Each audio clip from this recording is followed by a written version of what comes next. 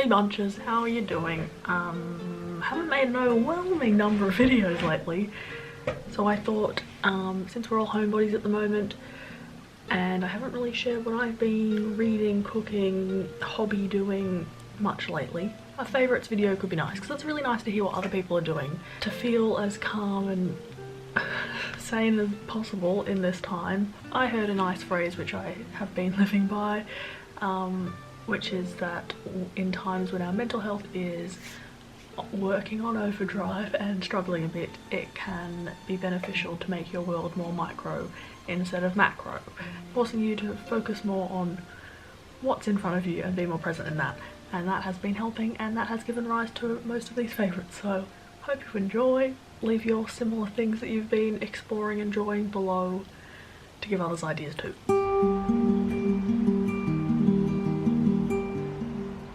I haven't been too adventurous with my reading choices, but I've been very happy with them. If you haven't listened to the Tales of Beedle the Bard new audiobook on Audible, which is free to members, I'm 99% sure, definitely do. It's really good.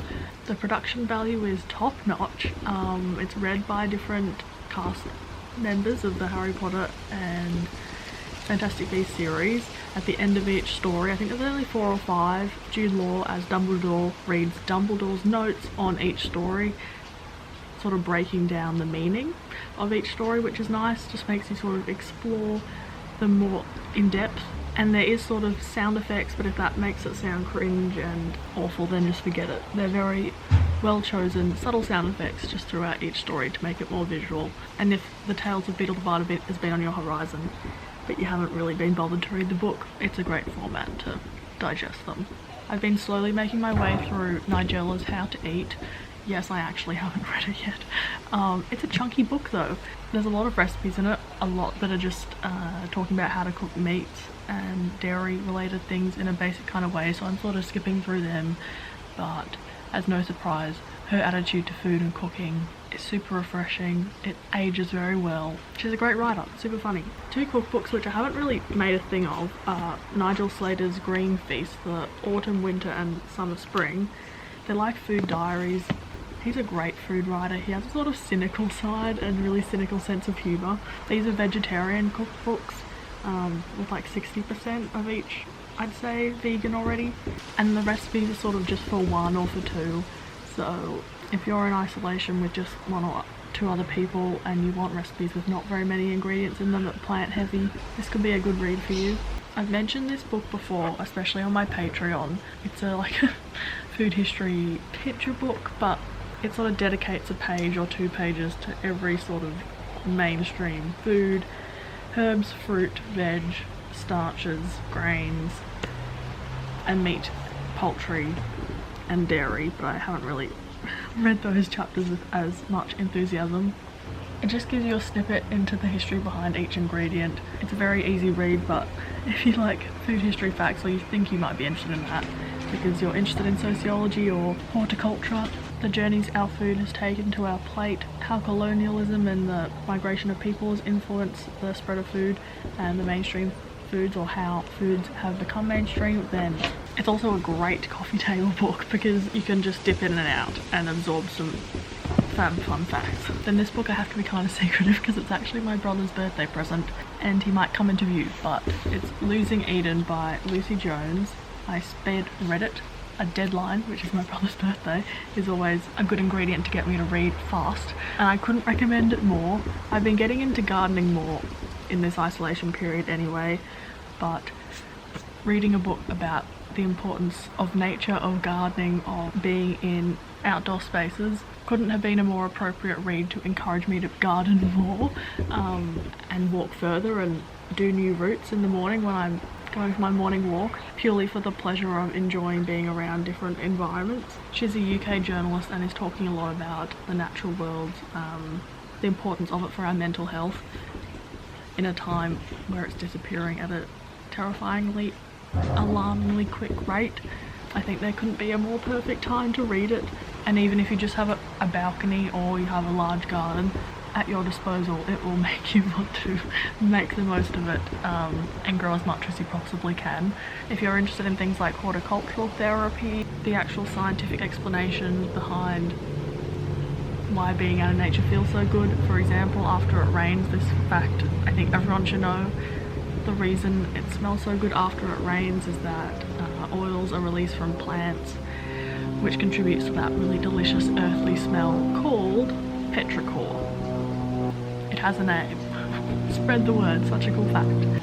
It's a very new area of research, so it's not super dense on the science.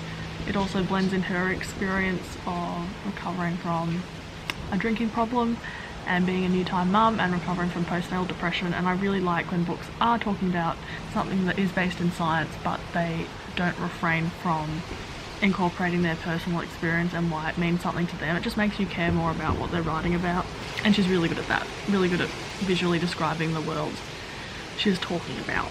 aka it's my new favourite book, so go read it.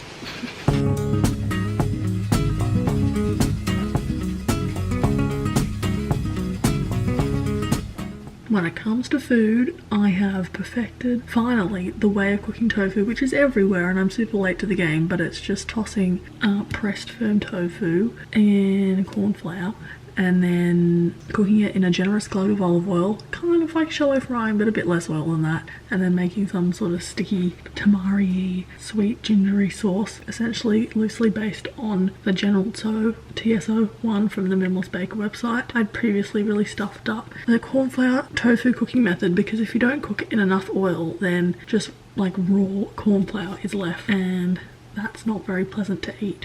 But if you put enough oil in that it sort of gently goes up the sides and so you don't have to strictly crisp up every side, then it will be super crunchy and not like stodgy and gross. It's so crunchy and such a vegan beginner basic skill to learn.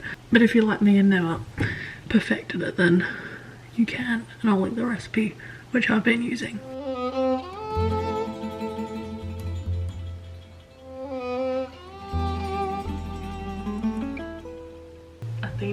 YouTube channel. If you haven't seen her thumbnails pop up, then I don't know what's happening to your algorithm, because she's certainly cropped up on mine all the time. I'm very glad she has. I'm so glad she started a YouTube channel. She's like a lover of the outdoors.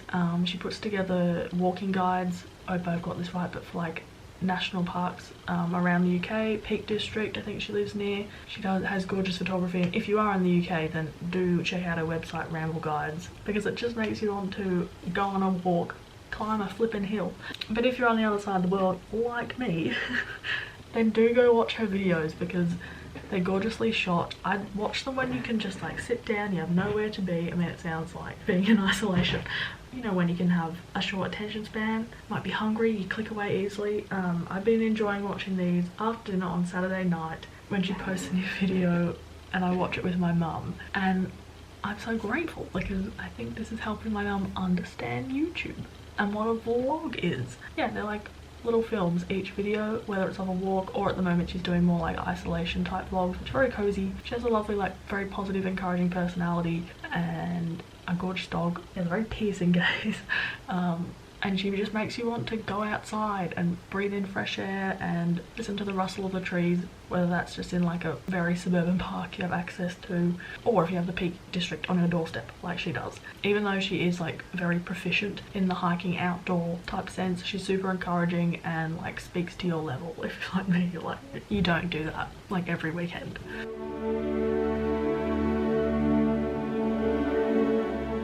Okay, so what I'm wearing does not suit these, but I bought myself some vintage festival-y sunnies from a vintage shop based in Sydney, and yes, they're quite novelty-y, but they're really my colours. And do I have any regrets? No. I feel fab in them, and sometimes that's the best reason to get something.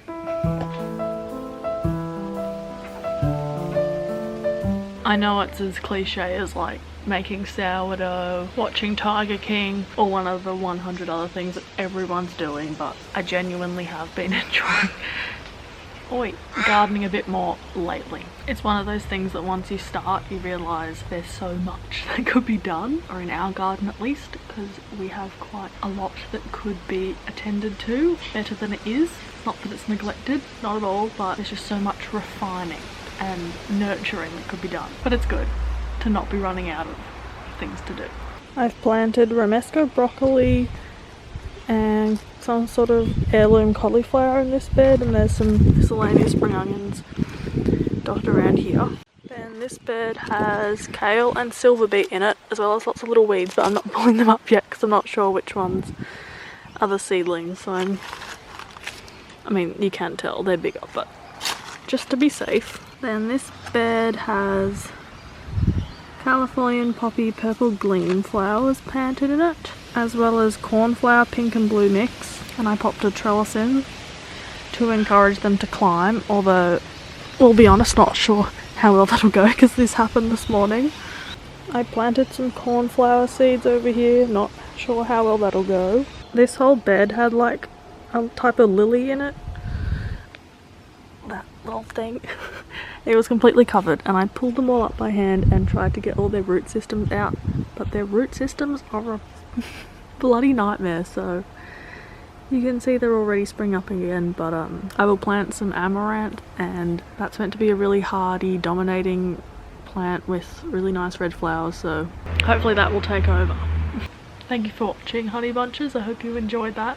Maybe let the people I mentioned know that I mentioned them if you go check them out. I know you appreciate cozy content and really recommend Athena Mellor if you haven't heard of her yet. Lots of love, hope you're doing well. Peace.